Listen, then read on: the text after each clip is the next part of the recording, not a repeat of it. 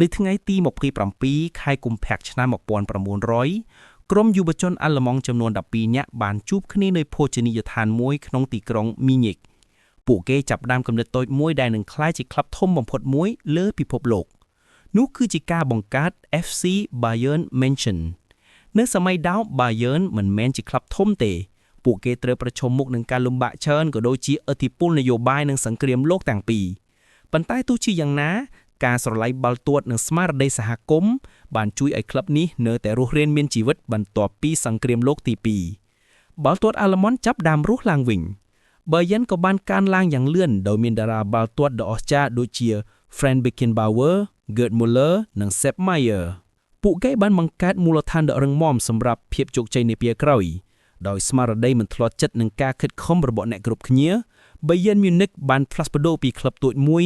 ក្លាយជាក្លឹបដែលមនុស្សអាល្លឺម៉ង់ទាំងប្រទេសមានមោទនភាព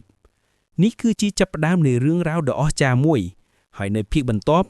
យើងនឹងឃើញថា Bayern បានក្លាយជាមហាក្លឹបអឺរ៉ុបដូចម្តេច